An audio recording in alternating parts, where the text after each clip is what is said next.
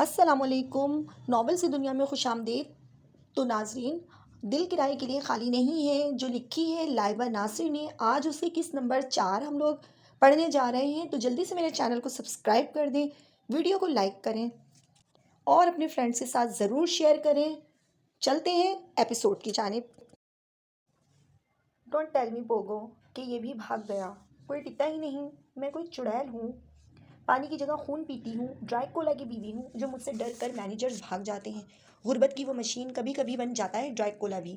جھنجھلا کر کہتے آخری جملہ وہ زیر لب بڑبڑائی تھی۔ اس کے یہ جملے فریج سے پانی نکالتے ابراہیم کی سماعت تک بآسانی پہنچ چکے تھے۔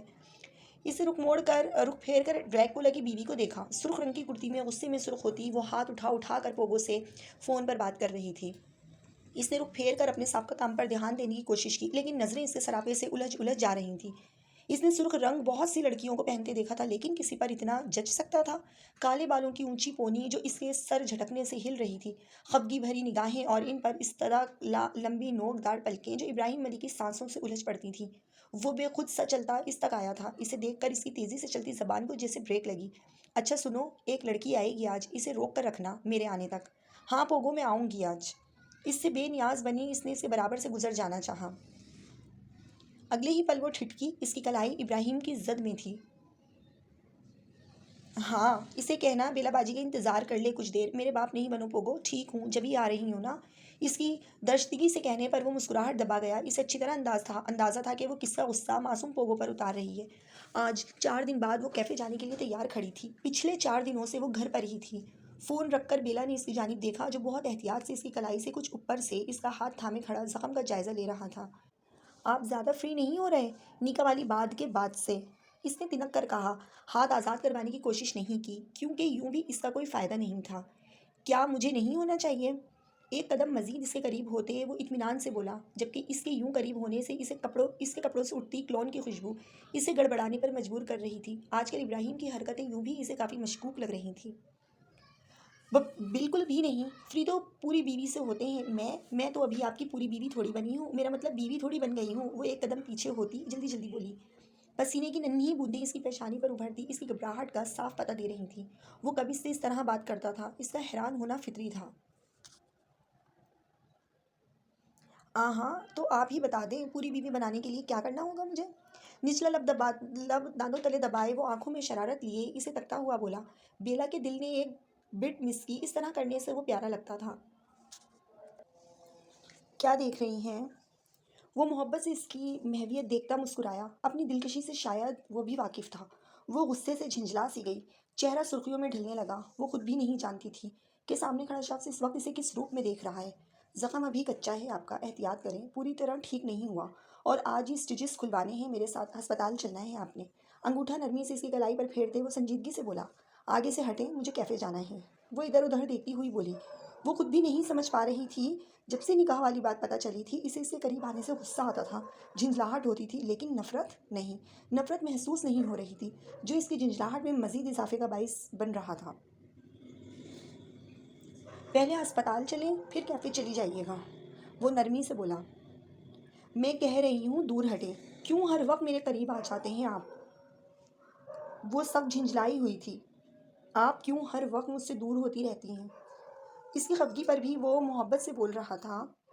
اس کا غصہ، اس کی خفگی، اس کی اندرونی کیفیت کا واضح اظہار تھے۔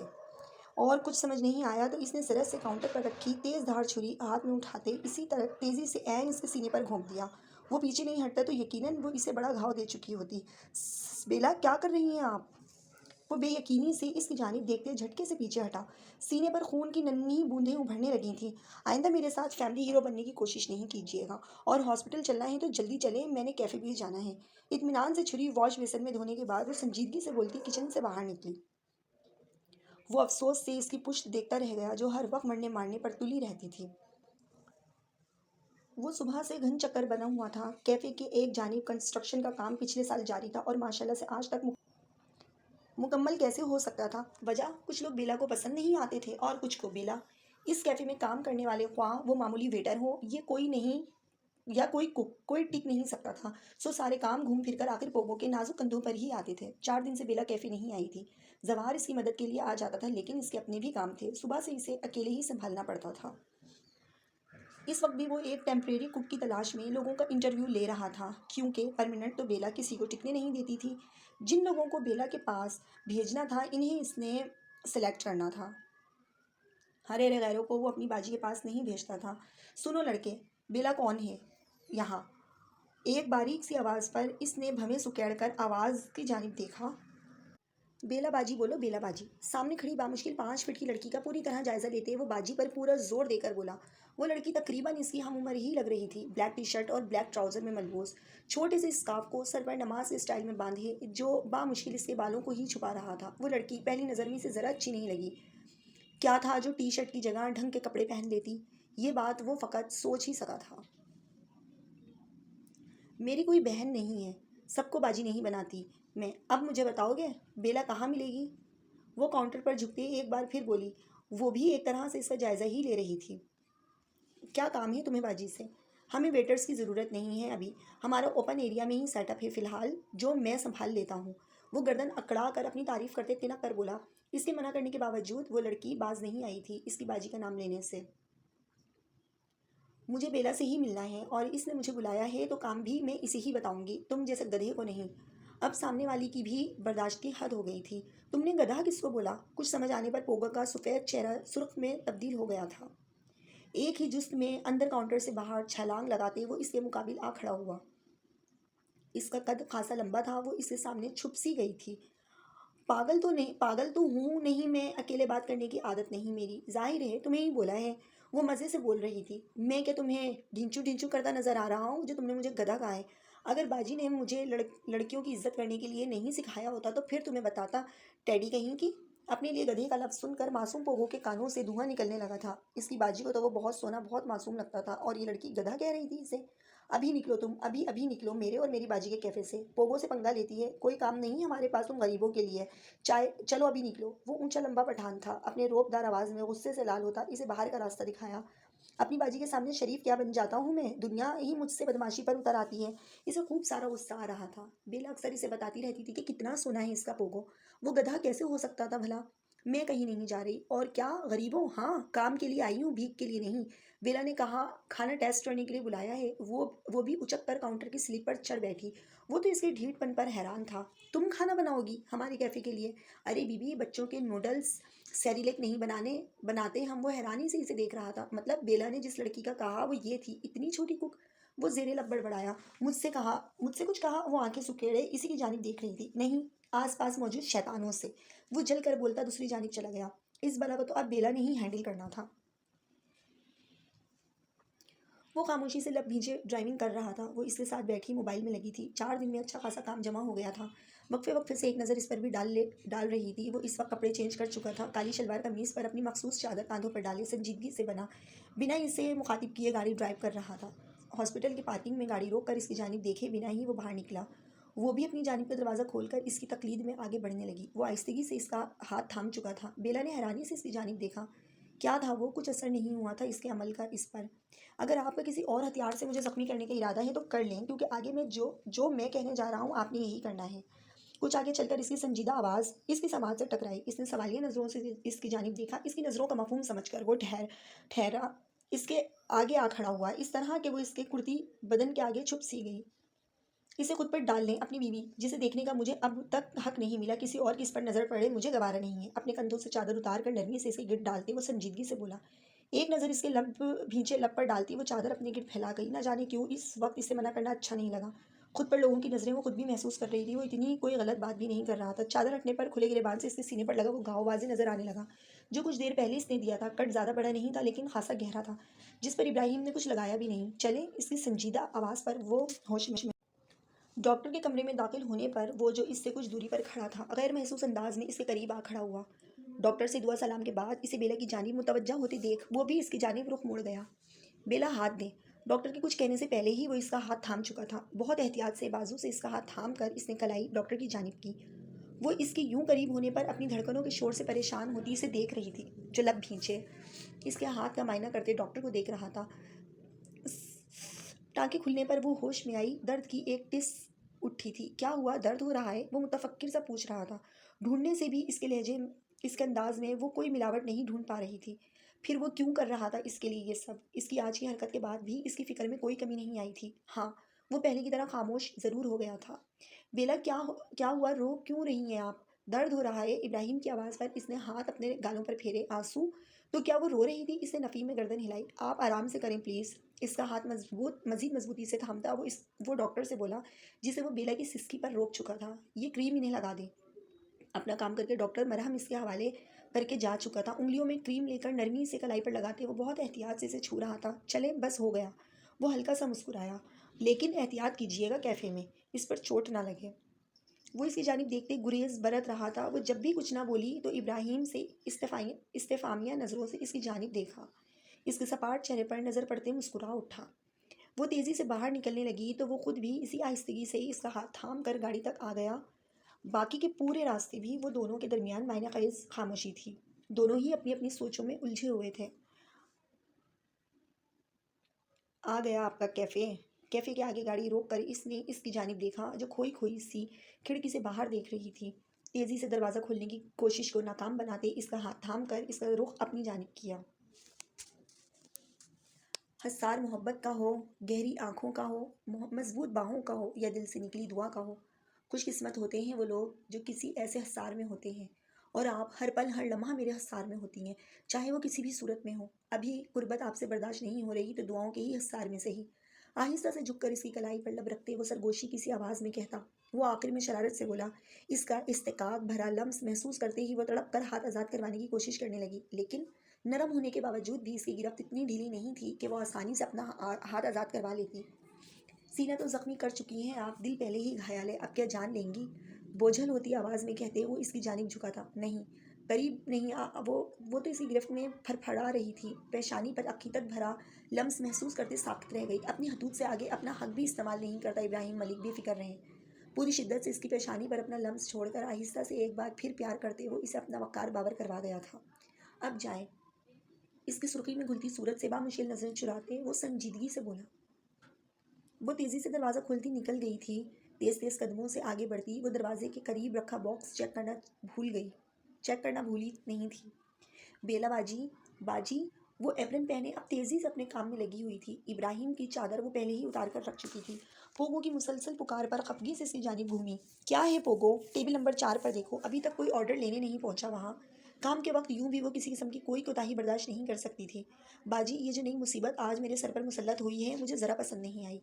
وہ معصومیت سے بولتا اس کے آگے آ کھڑا ہوا۔ کالی شلوار قمیض پر کتھئی رنگت کی ایپرن پہنے سرخ و سفید رنگت کا مالک 15 سالہ پوگو جو اپنی باجی کے سامنے دنیا کا سب سے معصوم بچہ تھا۔ پوگو، ہمیں اسے موقع دینا چاہیے، وہ واقعی بہت اچھی کوک ہے، میں نے ٹیسٹ کی ہے اس کی بنائی چیزیں، اور تم جانتے ہو ابھی کوئی پروفیشنل کوک ہم افورڈ نہیں کر سکتے، اسے رکھنے سے ہمارا بھی فائدہ ہے۔ ریڈی کیے ہوئے آرڈر ترتیب سے کاؤنٹر پر سجاتی وہ سنجیدگی سے اسے سمجھاتی ہوئی بولی۔ باجی اس نے مجھے گدھا بولا ہے۔ وہ غم و غصے سے چیخ پڑا۔ تو میرے بچے تم نے خود کو گدھا سمجھ لیا ہے کیا؟ ایک ابرو اچکا کر وہ اس کی جانب دیکھتی پوچھ رہی تھی۔ میں کیا ڈھینچو کرتا ہوں؟ پھر اس نے مجھے گدھا کیوں بولا؟ میں سینئر ہوں یہاں کا، پوگو ماسٹر کہنا چاہیے مجھے۔ وہ سینہ پھیلائے کاؤنٹر کے آگے کھڑا ہوا۔ سینئر ہو تو سینئر والے کام بھی کرو، جاؤ اندر کوکنگ ایریا میں دیکھو اسے کسی چیز کی ضرورت تو نہیں ہے، اور ویٹر کو بھیجو مزید آرڈر کلیکٹ کرے۔ سامنے کھڑی لڑکی کو تیار آرڈرز ایک ایک کر کے دینے کے ساتھ وہ اس سے مخاطب تھی۔ ایک کنال پر موجود یہ ایک چھوٹا سا کیفے تھا۔ سامنے شیشے کی دیوار کے ساتھ ڈھیروں پھولوں کے گملے سجے تھے۔ شیشے کی اس دیوار پر بڑے بڑے حروفوں میں اس کا نام لکھا تھا، بیلا افضل ملک، اور نیچے فرانسیسی زبان میں وہ ایک جملہ لکھا تھا،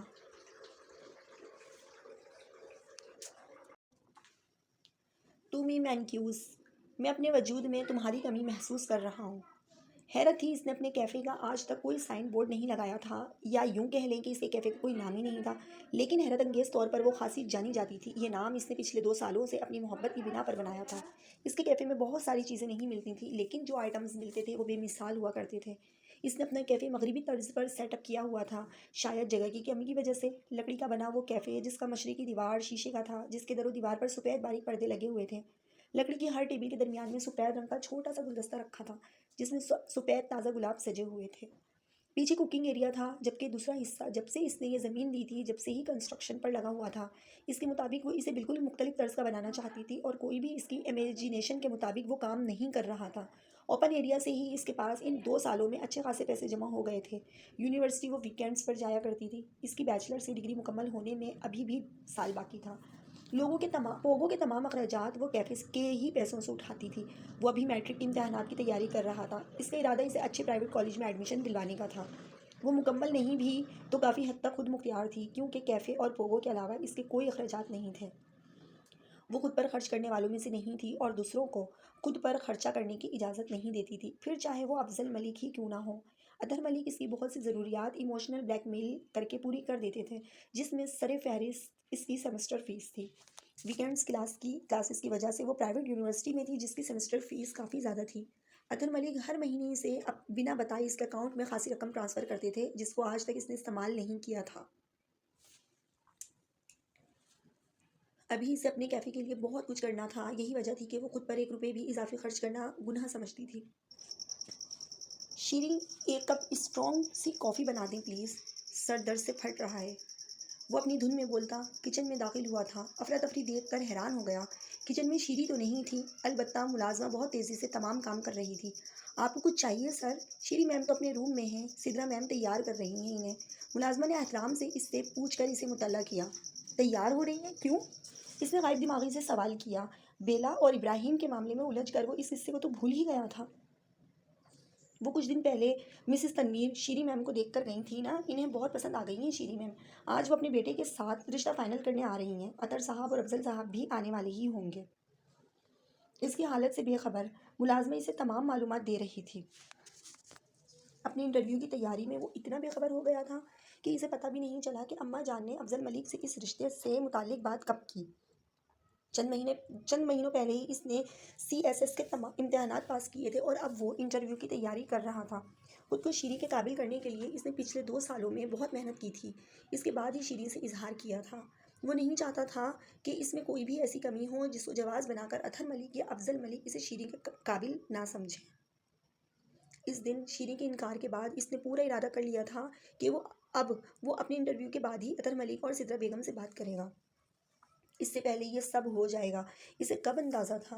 اتنی دیر نہیں کی میں نے. آپ یہ نہیں کر سکتی میرے ساتھ شیریں؟ وہ بالوں میں ہاتھ پھیرتے دبے دبے انداز میں چیخا تھا. آنکھوں میں انجانے میں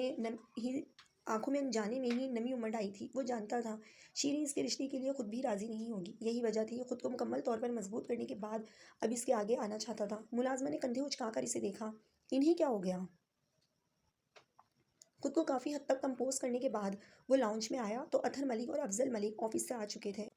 سدرا بیگم شکل سے کافی خوش لگ رہی تھی. اس کی نظریں تو سامنے کھڑی اس دشمن جان پر ٹھہر گئی تھیں جو بادامی رنگ کے خوبصورت جوڑے میں ملبوس سجی سنوری کھڑی تھی.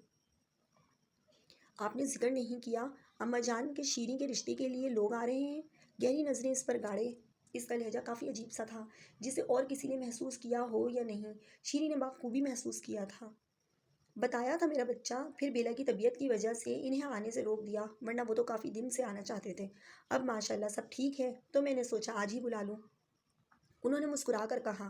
وہ سر ہلا کر انہیں دیکھ کر رہ گیا. وہ سمجھ نہیں پا رہا تھا ایسا کیا کرے کہ یہ سب روک سکے، وہ بھی ان حالات میں جب شیریں خود بھی اس کے لیے راضی نہیں تھی. اماں جان آپ ان لوگوں کو منع کر دیں. سر جھکائے وہ دھیمے مگر مضبوط انداز میں بول رہا تھا. شیریں نے سہم کر اس کی جانب دیکھا. وہ تو سمجھ رہی تھی اس رات اس کے انکار کے بعد وہ اس کی بات سمجھ گیا ہے. یوں سب کے سامنے وہ اس بات کی توقع نہیں کر رہی تھی اس سے. بیٹا بہت اچھے لوگ ہیں وہ. حارث ایک ہی بیٹا ہے ان کا، پڑھا لکھا ہے ماشاءاللہ، اچھی نوکری ہے اس کی. سدرا بیگم نے اسے سمجھانا چاہا. اماں جان ہوگا وہ بہت اچھا، لیکن پلیز آپ منع کر دیں انہیں. وہ بے بسی سے بولا. زوار یہ کیا طریقہ ہے بات کرنے کا؟ صاف اور سیدھی طرح بتاؤ کیا کہنا چاہ رہے ہو تم. اطہر ملک نے سنجیدگی سے اس کی جانب دیکھا. بابا صاف اور سیدھی بات یہی ہے، میں کرنا چاہتا ہوں شیریں سے شادی. آپ منع کر دیں انہیں. وہ سہمی ہوئی سر جھکائے آنسو ضبط کرنے کی کوشش کر رہی تھی. اسے کب خبر تھی کہ زوار یوں سب کی عدالت میں اسے بھی اپنے ساتھ کھڑا کر دے گا. شرمندگی کے باعث اسے اپنا آپ زمین میں دھنستا ہوا محسوس ہو رہا تھا. شیریں کمرے میں جاؤ بیٹا. اطہر صاحب کی آواز پر وہ تقریباً بھاگتی ہوئی اپنے کمرے کی جانب گئی تھی. زوار شیریں بڑی ہے تم سے بیٹا. وہ حیرانگی سے اس کی جانب دیکھتی بولی. زوار کمرے میں جاؤ اپنے. اطہر ملک نے سنجیدگی سے کہا. میں نے کچھ غلط نہیں کہا بابا. پسند کرتا ہوں میں شیریں کو، شادی کرنا چاہتا ہوں ان سے.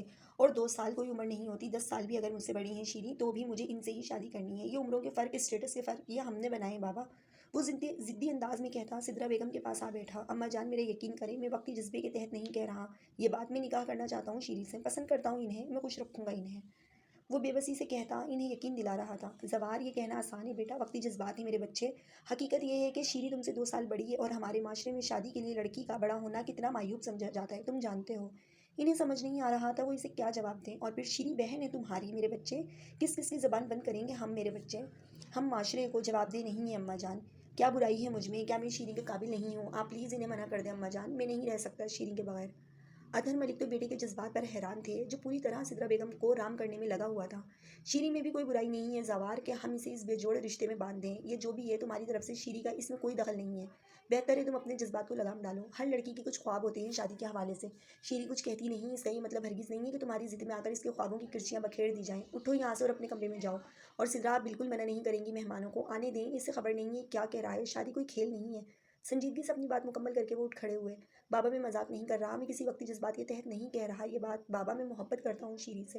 وہ بے بسی سے چیخ اٹھا تھا، کوئی اس کی بات سننے پر ہی تیار نہیں تھا، زوار میں مزید ایک لفظ نہیں سننا چاہتا، میں ہرگز ان لوگوں میں سے نہیں ہوں جو اپنی اولاد کی خوشی کے لیے دوسروں کے جذبات مجروح کر دیتے ہیں۔ شیری کا رشتہ جہاں ہو رہا ہے اس کی رضامندی سے ہو رہا ہے، وہ تم سے رشتہ جوڑنے پر تیار نہیں ہے تو بہتر ہے اب یہ بات ہم دوبارہ نہ کریں۔ ایسا شیری نے کہا ہے اماں جان، وہ بے یقینی سے سدرا بیگم کی جانب دیکھ رہا تھا، یہ رشتہ اس کی رضامندی سے ہوا ہے زوار، وہ افسوس سے اسے دیکھتی ہوئی بولی، اس کی حالت انہیں تکلیف دے رہی تھی، وہ چھوٹا ہونے کی وجہ سے ان کا کافی لاڈلا تھا، میں ایک بار شیری سے بات کرنا چاہتا ہوں اماں جان۔ وہ لب بھینچے لمبے ڈگ بھرتا اس کے کمرے کی جانب بڑھا، دروازہ کھول کر اندر داخل ہونے پر ہی اس کی سسکیوں نے اس کا استقبال کیا تھا، وہ اوندھے منہ لیٹی بیڈ پر لیٹی زاروں کو تار رو رہی تھی۔ شیری، اس کی پکار پر وہ سرت سے سیدھی ہوئی، تم یہاں کیوں آئے ہو، اب مما اور تایا جان کے سامنے مجھے ذلیل کر کے سکون نہیں ملا تمہیں، بھرائی آواز میں وہ غصے سے بولی تھی۔ شیری، آپ اس کے سامنے نہیں جائیں گی، وہ ضدی انداز میں بولا، آپ نہیں جائیں گی حارث کے سامنے شیری، وہ آپ کو دیکھے گا، آپ نہیں جانتی وہ آپ کو اپنی ہونے والی بیوی کی نظر سے دیکھے گا شیری، وہ بے بسی سے چیختا اپنے ہی بال نوچ رہا تھا، اسے تو کچھ نہیں کر سکتا تھا، زوار یہاں سے جاؤ پلیز، تم پہلے ہی بہت تماشا بنا چکے ہو، وہ اس کی بلند آواز سے سہم رہی تھی جو اطہر ملک کے ہری جھنڈی دکھانے کے بعد پاگل سا ہو رہا تھا، اس کا بس نہیں چل رہا تھا، وہ شیری کو کہیں گم کر دے، اسے خود میں چھپا لے، اسے یہاں رہنے ہی نہیں دے کہ کوئی آئے اور اس کی شیری کو دیکھے۔ کیوں کر رہی ہیں آپ میرے ساتھ اس طرح، میں آپ کو خوش رکھوں گا شیری، میرا یقین کریں، میں بہت خوش رکھوں گا آپ کو، میری سانسیں رک رہی ہیں یہ سوچ کر کہ اگلے چند منٹوں میں آپ یوں سجی سمری کسی کے سامنے جائیں گی، کوئی آپ کو دیکھے گا، اپنا حق سمجھ کر دیکھے گا شیری، آپ کیوں نہیں سمجھ رہی،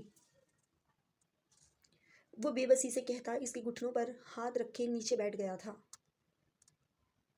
وہ تڑپ اٹھی، زوار پلیز، میں نہیں کر سکتی تمہیں اس رشتے سے ایکسپیکٹ، تم کیوں نہیں سمجھ رہے، میں نے کبھی تمہیں بھائی کے علاوہ کچھ نہیں سمجھا، وہ روتی ہوئی پیچھے ہٹنے کی کوشش کرنے لگی، تو آپ کسی اور کے لیے ہاں کیسے بول سکتی ہیں یار، آپ نہیں کہہ سکتی شیری، آپ کیسے کسی کے سامنے جا سکتی ہیں، میرے ساتھ یہ نہیں کریں شیری، میں مر جاؤں گا، یہ خیال میری جان لے لے گا کہ کوئی آپ کو اس نظر سے دیکھ رہا ہے، وہ بے بسی سے کہتا اس کی گود میں سر چھپا رہا تھا، شیری کو اپنے ہاتھ بھیگتے ہوئے محسوس ہو رہے تھے، زوار پلیز، بے بسی سی بے بسی تھی، وہ کتنا لاڈلا تھا اس کا، اس کی کوئی خواہش رد نہیں کرتی تھی وہ، یہ کیسے دوراہے پر لا کھڑا کیا تھا اس نے، آج اسے افسوس کے ساتھ صرف غصہ آ رہا تھا، شیری آپ پلیز نہیں کہیں، اس رشتے سے انکار کر دیں پلیز، اماں جان نے کہا کہ آپ کی رضامندی سے ہوا ہے یہ رشتہ، آپ کیسے کسی اور کے لیے ہاں کہہ سکتی ہیں شیری، پلیز انکار کر دیں، میں مر جاؤں گا شیری، میں مر جاؤں گا، وہ بے بسی سے تڑپ رہا تھا، زوار اٹھو اور جاؤ یہاں سے، اپنا لہجہ مضبوط بناتی پوری طاقت لگا کر اس کا سر اٹھاتی وہ سختی سے بولی، شیری آپ اچھا نہیں کر رہی میرے ساتھ، وہ بے بسی سے چیخا، تم بھی اچھا نہیں کر رہے میرے ساتھ، رحم کرو مجھ پر، زبردستی اسے کمرے سے باہر کرتی وہ اندر سے دروازہ بند کرتی بیٹھتی چلی گئی۔ تو ویورز، آج اختتام کرتی ہوں میں یہیں پر ہی اس ایپیسوڈ کا، نیکسٹ ایپیسوڈ آپ کو انشاءاللہ نیکسٹ ویڈیو میں دیکھنے ملے گی، اس کے لیے آپ میرے چینل کو سبسکرائب کر لیں، بیل کا آئیکن لازمی ہٹ کیا کریں تاکہ آپ کو آنے والے تمام ویڈیوز کے نوٹیفیکیشن ایزیلی ملتے رہیں، ویڈیو پسند آئے تو اسے لائک ضرور کیجیے گا اور اپنی رائے کا اظہار ضرور کریں کہ آپ کو یہ ناول کیسا لگ رہا ہے، قسط نمبر یعنی ایپیسوڈ نمبر 5 کے لیے جڑے رہے میرے چینل کے ساتھ. مجھے اپنی دعاؤں میں بہت یاد رکھیے گا اور اپنا بہت سارا خیال رکھیے گا. ملتے ہیں اگلی قسط میں. اللہ حافظ.